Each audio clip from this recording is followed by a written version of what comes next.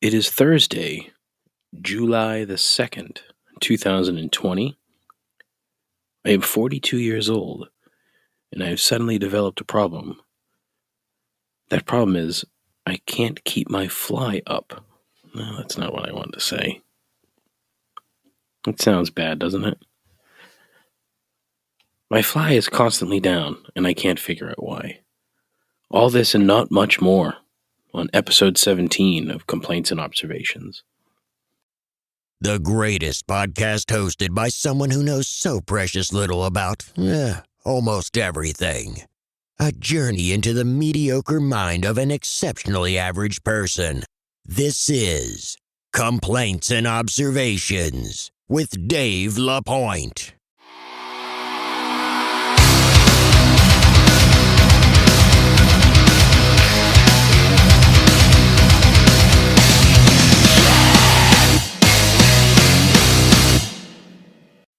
Who the hell is Dave LaPointe? Yeah, I don't know what it is. It started a few weeks ago where I was playing golf, and it was probably around the 12th hole, and suddenly I realized that my fly had been down the entire time. And it happened again the other day. Can't remember what day. It might have been Monday. No, I don't recall which day it was, but there was a day where I had been. Oh, I know. I went in and hit golf balls. I went to the driving range.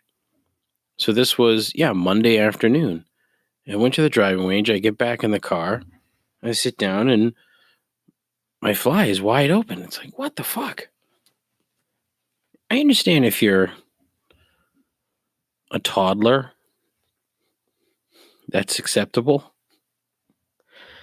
But when you're, basically middle-aged at this point, like I am, I should know better. Shouldn't be a problem. But this morning, as I'm sitting here preparing to record this awful program, I have pants on and my fly is open. I can't, it's one of those things that, apparently I have forgotten to do. It's been a couple times. I can recall vividly, multiple times, back when I was employed and would go to the office. I'm sorry about that. Springs. It sounds bad, doesn't it?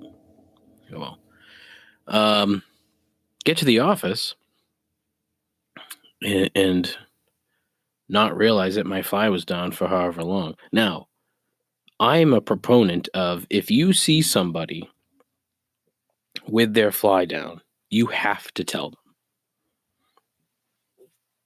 That is manners 101. If you see a man, especially if you know this man, if you're friends, acquaintances, coworkers, whatever, and you see this person, their fly is down, you are mandated to tell them, hey, your fly is down.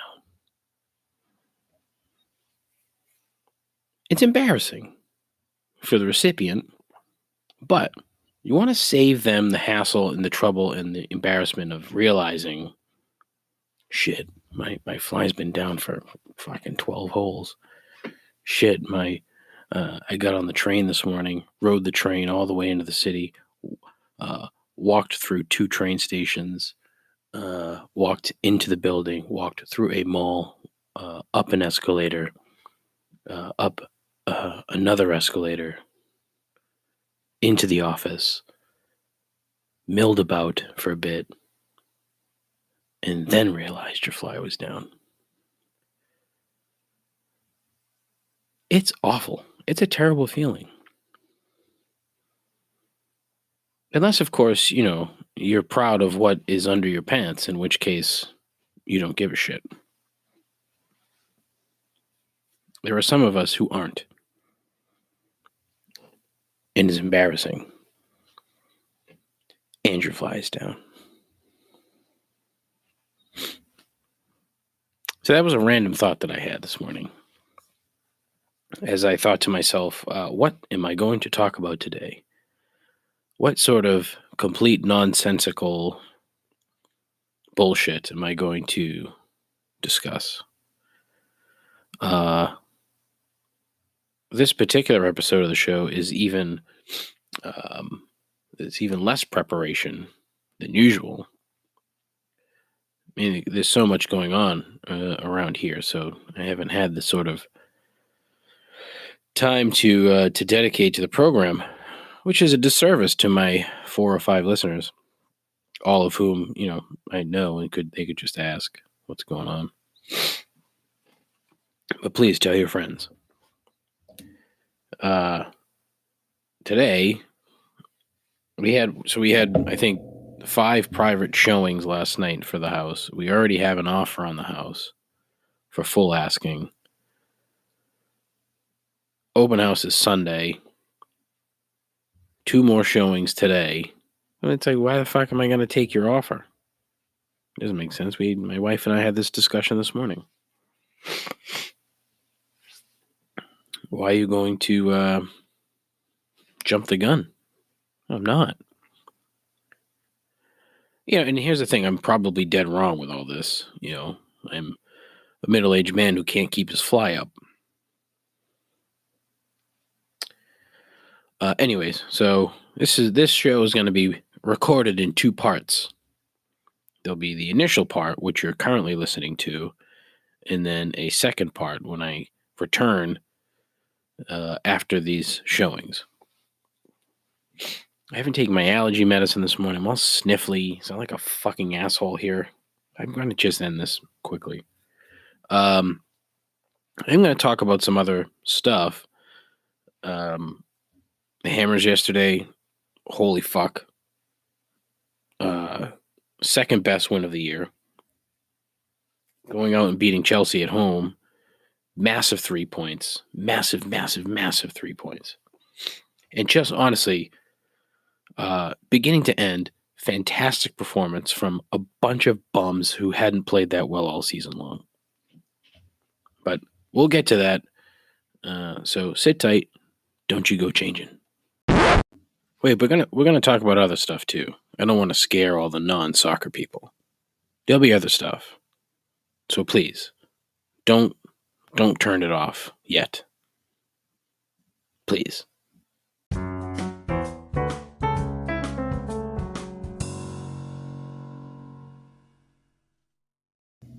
Okay. I am back. I had to vacate the premises again for apparently a couple of showings, 1 or 2, not entirely sure. The realtor is, again, sweet woman. I like her. It's just a little, I don't know. Anyways, drove around for a bit, stopped at Chick-fil-A for lunch, and now I need a nap. But here I am, providing entertainment, air quotes, to all of you. So I ended the previous segment talking about West Ham, big win yesterday, completely out of the blue. They're now 3 points clear of relegation. Very exciting. They looked good. They played well. Sadly, my personal soccer hero, Marc Noble, was on the bench. Actually, he wasn't even on the bench. He didn't dress. He was hurt. So that was a bummer. However, still a place for him on the club. Just a matter of when and how. But there you go. That's your soccer minute. So, didn't have a ton to talk about today.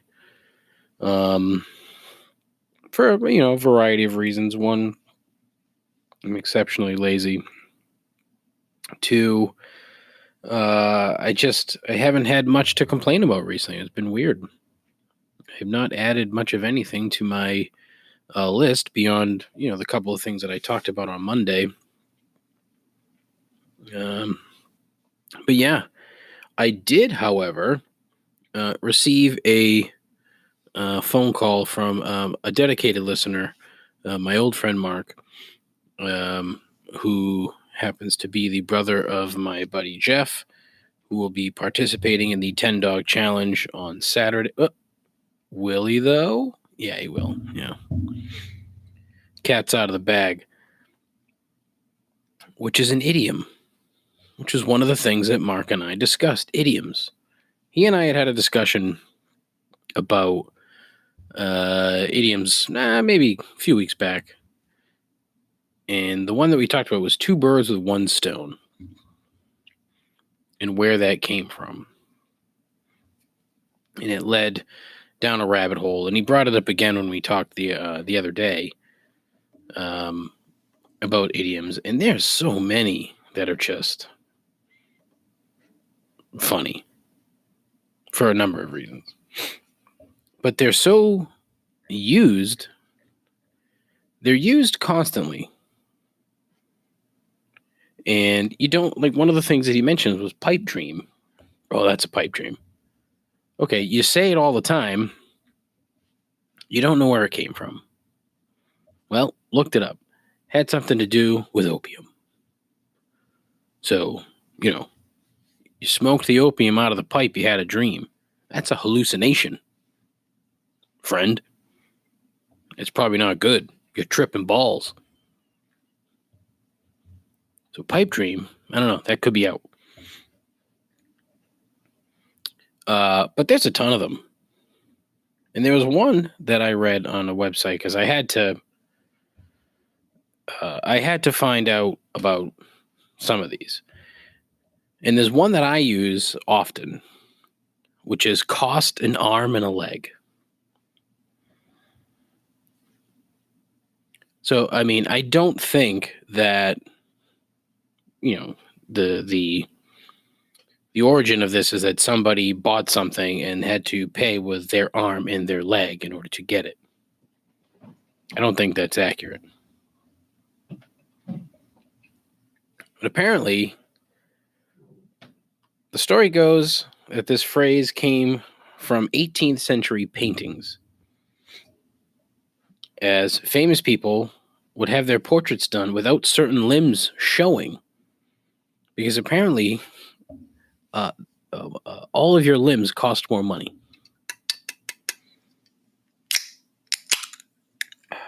Liquid death, mountain water in a can, murder your thirst.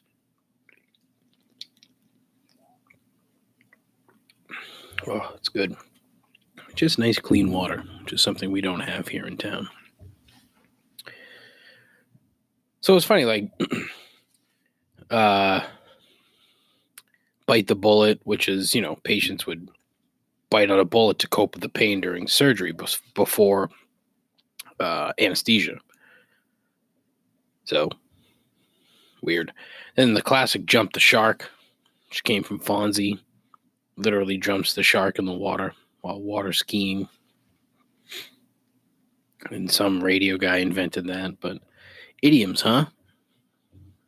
Yeah, it's one of those things. That's an observation.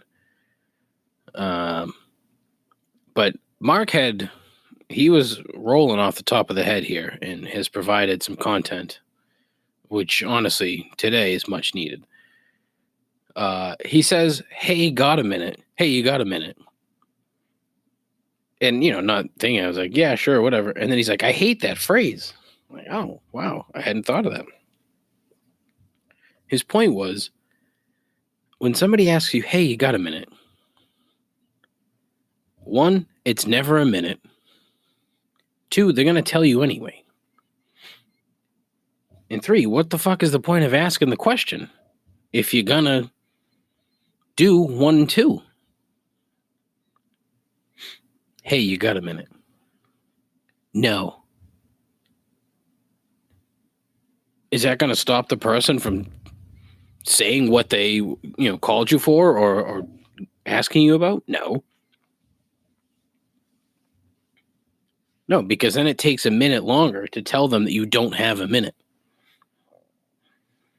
Look, I'm terribly sorry. I have to go. But this will only take a minute. No, I really have to leave. But why? What's going on? No, I just have to go. Seriously, I have to go. But listen, it'll only take a minute. Blah, blah, blah, blah, blah, blah, blah. By the time they're done, you've either left or now you're standing there or on the phone or wherever wasting your time. Because this selfish asshole said that they would only take a minute. They're full of shit. Marc was spot on with that one. See, that's the kind of fucking complaint and observation that I need on this program. Thank you, Marc. And he even picked up the phone and called. I don't know if he actually picked up the phone. That's another thing, too. You pick up there's no phone to pick up anymore. I mean, granted, you have to pick up the phone, usually it's in your pocket or on the counter. But that term typically comes from landlines. When, in order to answer the phone, you have to pick it up to answer. So pick up the phone, gone. Now you're pushing buttons. That's it. I'd like to hook up a landline and take calls on a single landline for the show. That'd be stupid. That's a stupid idea, Dave. He also said that he hates people who wear their face mask just on their chin, which is accurate. Like, if you're in a store, just put it on your fucking face. It's really not hard. Speaking of masks, I got an email from Custom Ink, who does T-shirts and stuff, and they're like, "Oh, now we can design your own mask." And I saw this coming a mile away. The minute this whole mask thing started to gain some traction, you knew that companies were going to just come out of the woodwork and start throwing advertising on a mask, which, again, as a wannabe ad man, that is just fucking genius. Put anything you want on those things. Anything. And if people buy them, they buy them. I really don't think there's going to be a big market for company-branded face masks, at least not now. Maybe as this thing continues, which my guess is that this time next year is when you're going to start to see things ramping down. So, you're looking at a solid 9 to 12 month market time. And if you haven't got in by now, it's probably a little too late. But masks could end up being an accessory piece, for all I know. So I'm like, oh, geez, let me look into a complaints and observations branded face mask. Boy, would that be fucking stupid. But, I went through the various various designs with Custom Ink and put my logo on it. I wrote, tell your friends on it. And I looked at the price. They want like $240 for 12 of these fucking things. Whoa. It's a little much, Custom Ink. Man, we'll talk about that. But, so yeah, that'd be kind of funny. He also mentioned bun size Thomas's English muffins. And he says that a burger on a bun size Thomas's English muffin is divine. I think divine is the word that he used. So yeah, he sent me a link to a Target to buy them. I'm going to do that.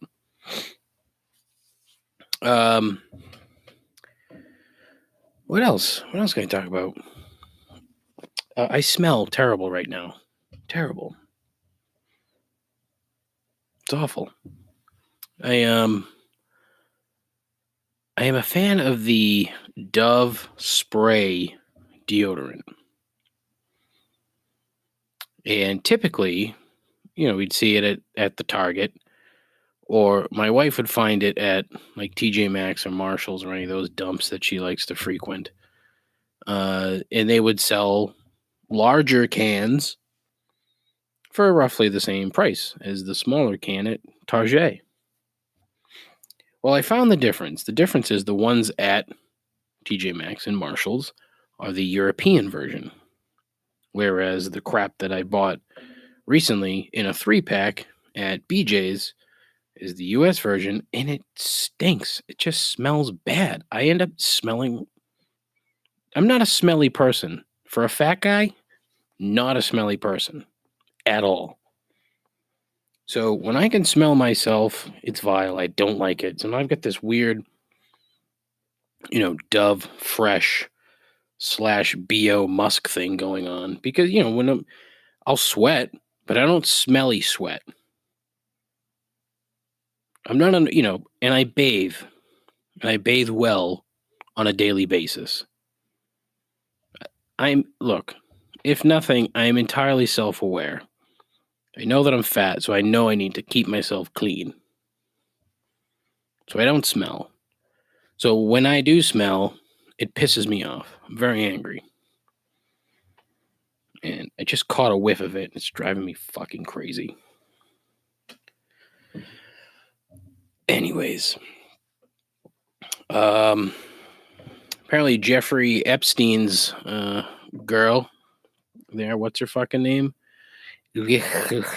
Ghislaine? How do you fucking pronounce that name? English socialite. Or as somebody on the Twitter machine called it, Jeffrey Epstein's former paramour. Like, what? Who is this guy? Apparently he works for ABC. And he uses that word. Like, what are you doing? Stupid. Of course she was in fucking New Hampshire, of all places. The English socialite in New Hampshire. I'd love to know where in New Hampshire she was. Like, was she in some fucking cabin somewhere up north? Was she like Lake Winnipesaukee cottage? Apparently she had money. Like, what the fuck's she doing in New Hampshire? Apparently they knew she was there, so weird. But I hope she talks. I hope she fucking names names. I hope every single one of them goes to jail for what they did to these children. Clintons, Trumps, royalty, fucking CEOs, business people, who cares? Throw them all the fucking jail. Put them on the same fucking pedophilia island and let them rot and die. Each and every one of them. Fuck them. Awful bullshit. But yeah. So that's that. Nothing. Who knows? The world's going to fucking hell in a handbasket. There's an idiom. And it's just annoying. Every fucking 5 seconds, it's something new. It's awful. The vast majority of people on this planet are just existing.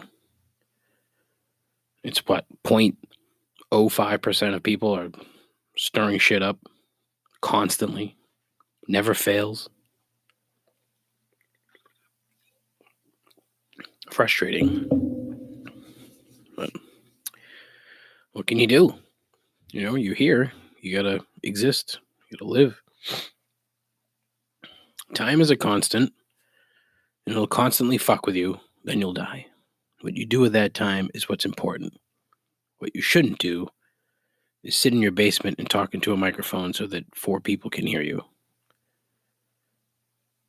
Don't do that. That's my advice to you as I breathe deeply into the microphone once again.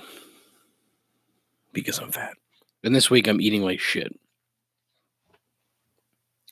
Can't cook. I don't want to dirty up the house for the open house on Sunday and all the viewings that are coming in. So don't want to dirty the kitchen by cooking or doing anything. Doing okay. But, have to fucking eat out for every meal. God forbid I throw a fucking salad in there somewhere. Anyways. So, I am currently raking in the dough with this podcast. I had heard from people previously, you'll never make a dime on that podcast. Well, I beg to differ. That awful commercial that you folks heard earlier, thus far, I have made 56 cents. 56 cents. Now, look, if some of you assholes would just tell your friends about the podcast, say, oh, hey, listen, my friend, former coworker, former friend, former associate, former acquaintance, former friend of a friend of a friend, a guy I saw working at a shitty retail store one time. Yeah, he has a podcast. You should check it out. It's a good way to take a nap in the middle of the day. Put you to sleep. I have a very calming radio voice.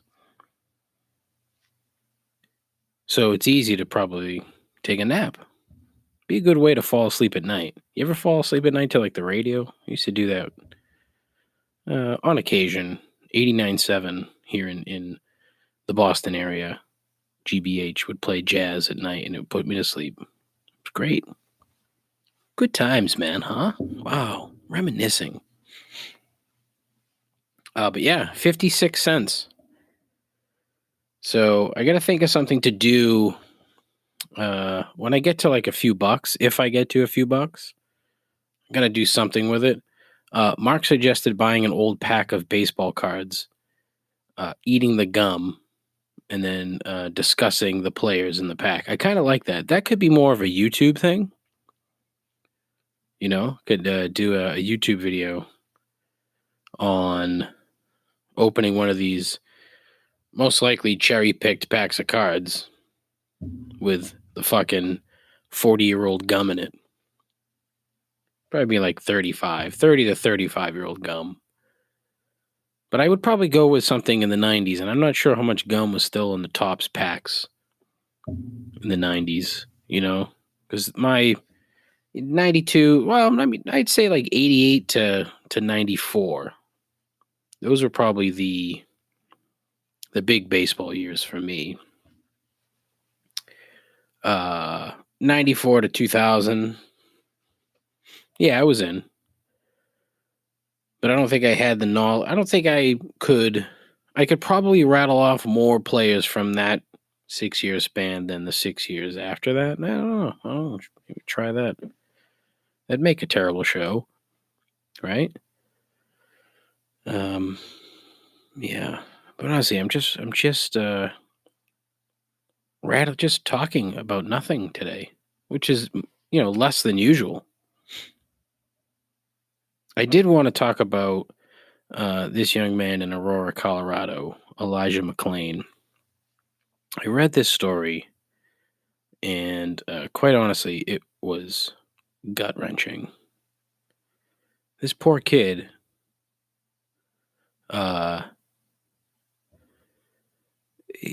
more or less was killed by the police and the EMT.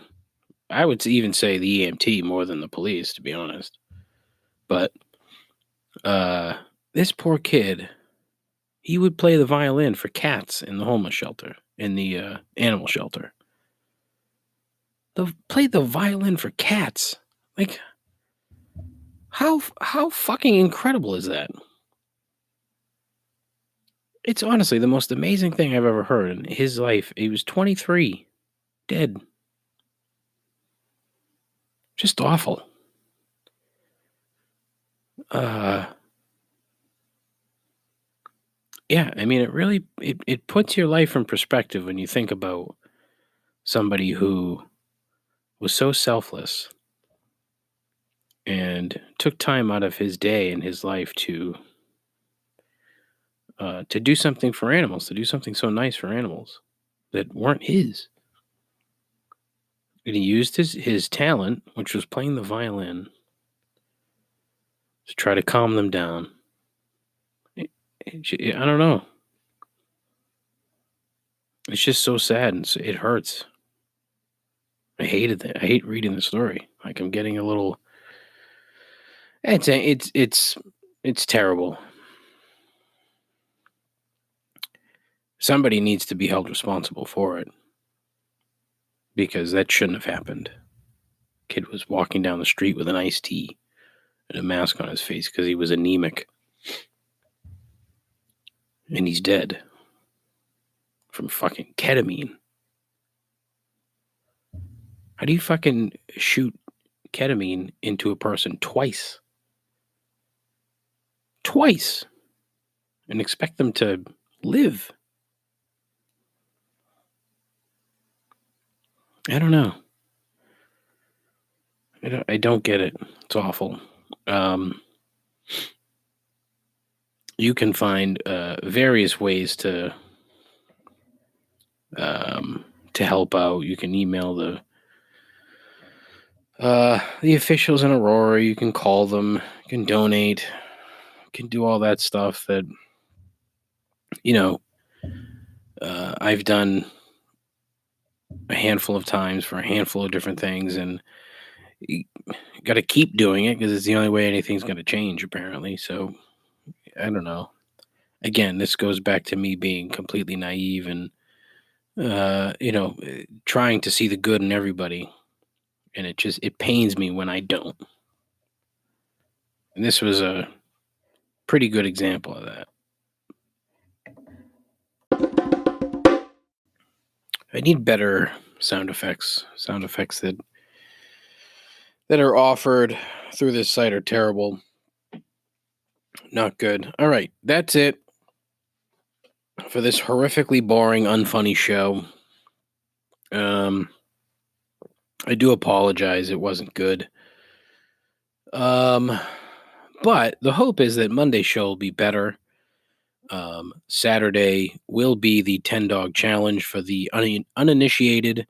My buddy Jeff is going to eat 10 hot dogs, 10 buns in an hour or so, or sitting, as he calls it.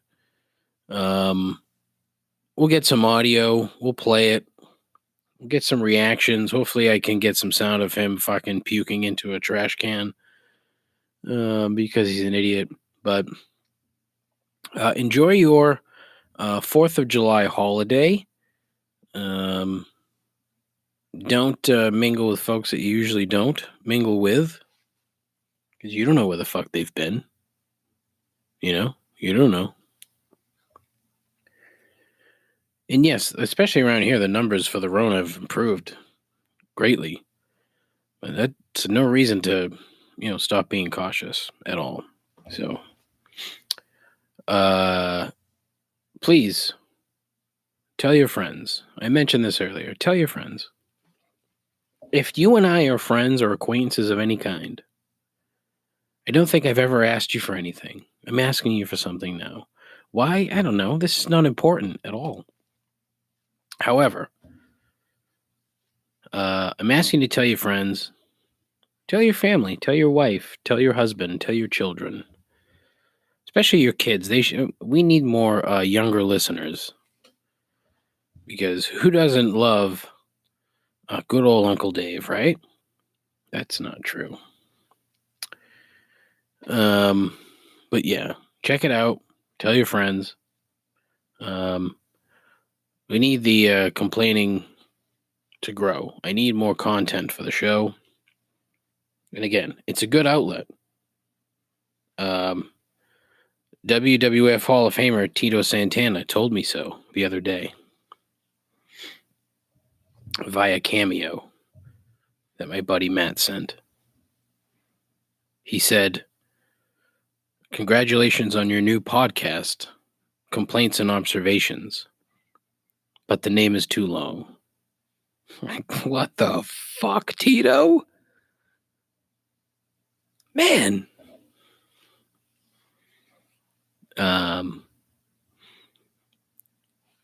He said it's a good time to start a podcast, which is not true.